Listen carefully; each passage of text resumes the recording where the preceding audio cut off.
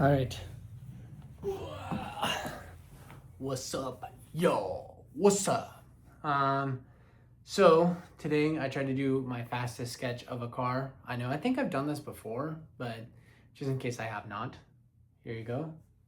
This is what it looks like. Yeah, it's a made-up car. I didn't even have any reference.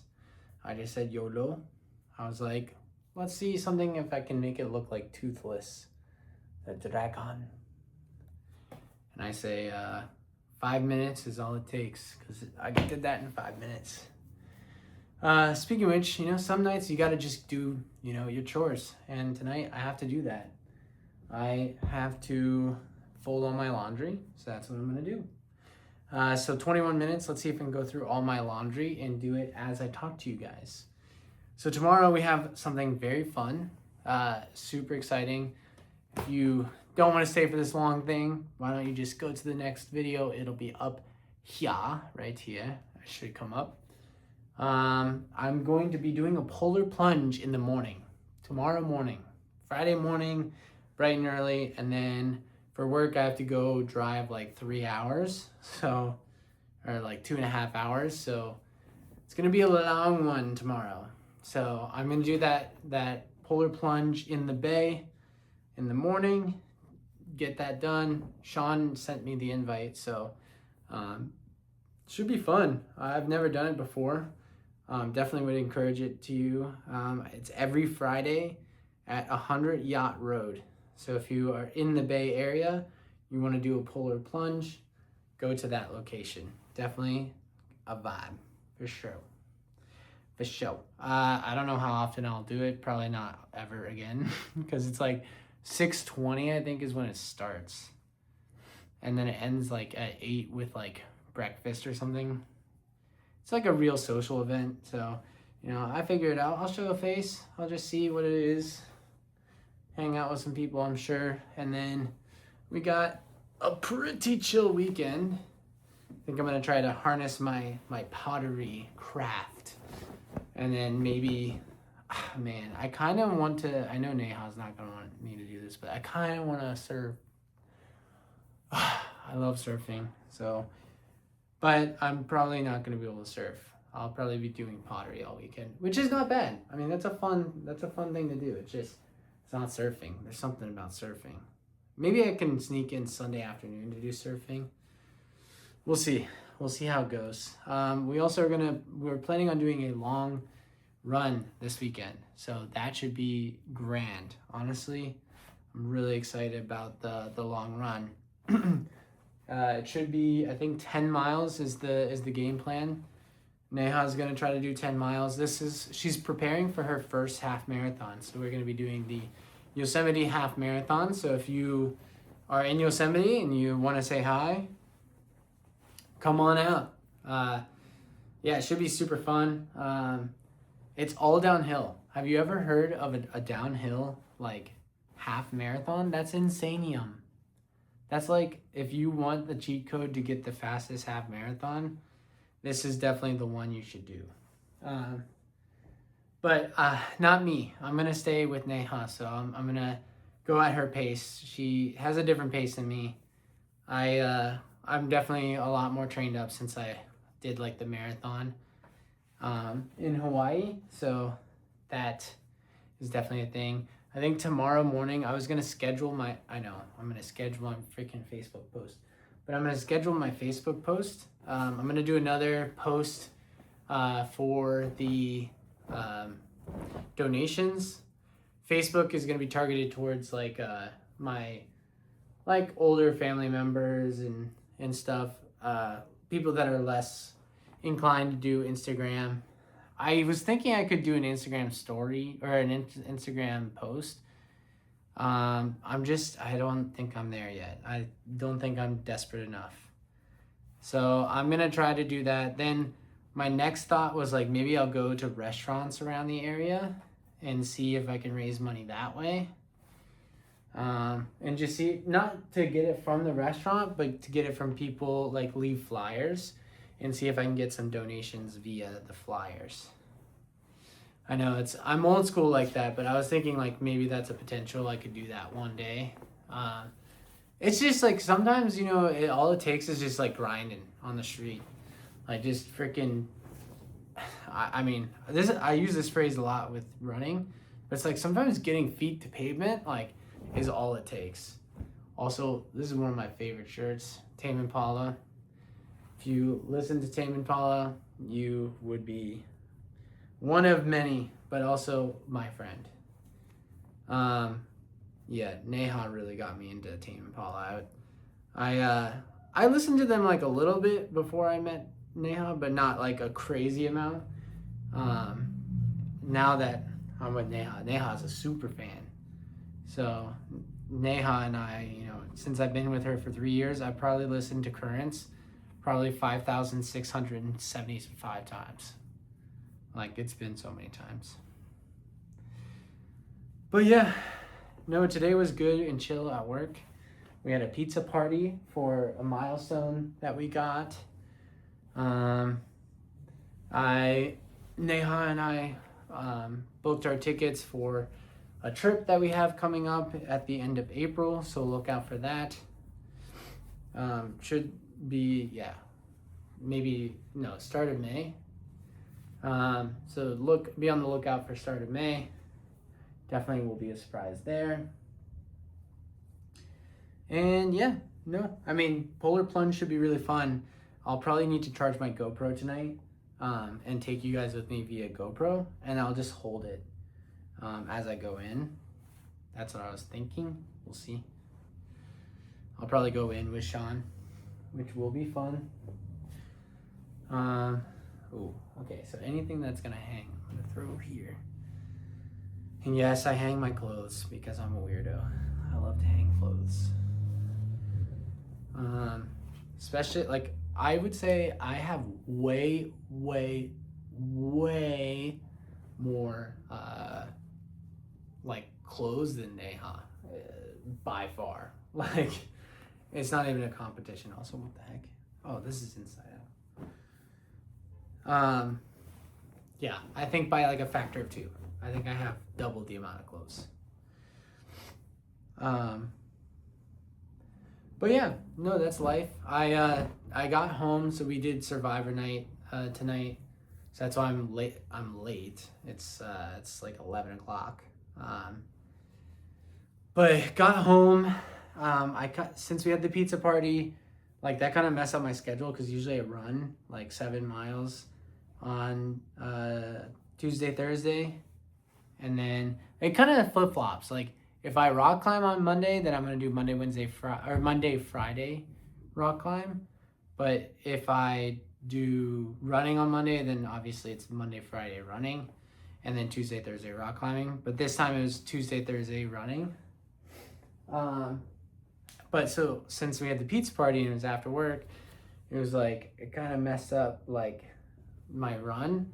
So I had the pizza party, then I rushed home because Survivor night was at 8 o'clock. I rushed home at 6:30, or I think I got home and settled at home at 7, and I had 8 o'clock, and I needed to run and take a shower before I got there. So I ran 2.5 miles at a 8:23 pace, and then so I did a really quick run. That was like 20 minutes max, or it was like 23 minutes. So I think I did like a 2.67 miles or something, which is good. I mean, that's a pretty good, solid, like 5K pace. That's really good for me. Like I don't usually run at 8:20. But since I knew it was gonna be a short run, I knew I could put like pedal to the metal, which was cool. Like I definitely need to start doing that more. I've been kind of lackadaisical when it comes to my runs. I need to start really pushing into like some higher rates of running, because I know I can do it. Like my heart rate's only at 165 when I run, so I definitely can run and push. I could push up into the 175s. Probably shouldn't, but I could. And like I think the more I do it, the more my heart rate will go down as I run more like quickly, as my body starts to get adjusted. So it's definitely like my thought is maybe eventually I'll my like set goal for running, if possible, would be like a sub 8 10K or 5K.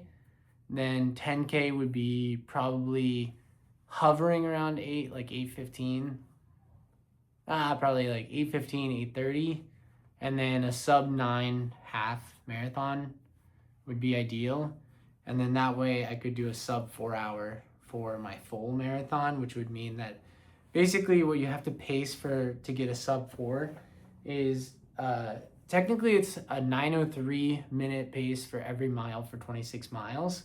But the way you should do it, because you die at mile 17, is you like cook at like 8:53 for as long as you can go, like as long as possible. Obviously never walk, but like just freaking push that pace. But not too much. It needs to be a comfortable pace, but you need to push that pace for like the first 18 to 20 miles. Then you can maybe let off the gas a little bit when you're dying, like on mile 17 or 18 or 19 or 20, wherever you die. But that's like the wall. I don't know if you've heard of the wall, but the wall is like when your pace is dying down, because like in training, you don't really ever want to go above that certain limit. So your body isn't used to it, and that's why it's a wall, because you're like, your body's out of juices, it's out of like energy and salt. It's and everything that you're processing at that point was what you've been running and eating and drinking. So your body's not really like performing at what it is used to. And then that's kind of when the lactic acid kind of kicks in your legs and you start to get stiff. And so there's just like a lot of things that your body is dealing with at that point of time. Anyways, what I was saying. Oh yeah. So pacing wise, like it makes sense that you push that pace so that way by the time that happens, you have like a couple minutes that you can add to your mile. And then honestly, what I noticed and like what I had done in my research was that after like mile 22, 23, you somehow get like a boost of energy. It's just like after like 1 or 2 miles where you're just like gassed, you just like cannot move. You really start to find something that is like just a mysterious energy that comes into you. Like you're just like so like you're like, oh my gosh, I got 3 miles, that's it. I did 23, I can do 3 more. And then they just melt like butter. Those miles, they just fall off. It's just like, it's so satisfying too. Cause like you wake up so early for these like marathons that by the time you're done, it's like only like 9:30 and you've been running since like 5. Well, I guess no. Since I did like a 5 hour, I guess. So yeah, it's like 9:40, 9:50. But if you do a sub 4, it's like you get up, you start the run at 5, you're gonna be done at 9. So it's like that's crazy. Like you still have a full day you could have after that. But usually your legs are dead. I mean, my legs were definitely dead. So this year will be different. For this New York Marathon, I want that sub 4. It's really hard, and I think in Hawaii, I don't even remember my time. I think I blocked it out of my memory because I was so sad that I did not perform with like what I wanted to perform. So I need to hit sub 4. That's the goal. Gotta hit the sub 4. So yeah, you should have you should be able to hit, even if you hit like I think a 10-minute mile for 2 miles, and then you go back to like a 9-minute pace, 9:30, you should still be able to hit that half or that sub 4 hour mark. But yeah, no, I mean, when we do the Yosemite Marathon, half marathon, I don't know, Neha's been like, so I think Neha wants me not to put pressure on her. And so if I run with her, it might put pressure on her. So she's trying to tell me to do my pace. But I kind of want to stay with her the whole time. Like I have nothing to prove. I've already done a couple half marathons. I've done a full marathon. It's like I'm not trying to prove anything. And I kind of want to just be there to support her as she's going through it. Like, this is her journey now.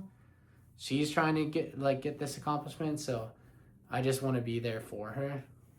And honestly, this might be controversial, but half marathon is like low key, like you don't train as hard as a marathon.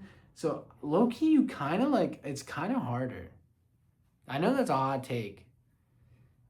Okay, a full marathon you have to put a lot more time into because you're like literally running half marathons all the time. Like every weekend you should be running a half marathon at the very least for like, I think I did it for 2 or 3 months prior. And I'm also like a psychopath when it comes to training. So like I'm gonna train and I'm gonna train my little heart out. But like when you're doing a half marathon every weekend, it's like, yeah, no shit. It's not going to be like the end of the world if you're going to tack on a bunch. Like, even because you build up to it. Like, you're doing like 18 miles. It's like, yeah, you're throwing on another 9, but it's like anything past 10 and you're doing it for more than another 5, it's all the same. Like, it's all just pain. It's just pain management. It's just like, it's going to suck.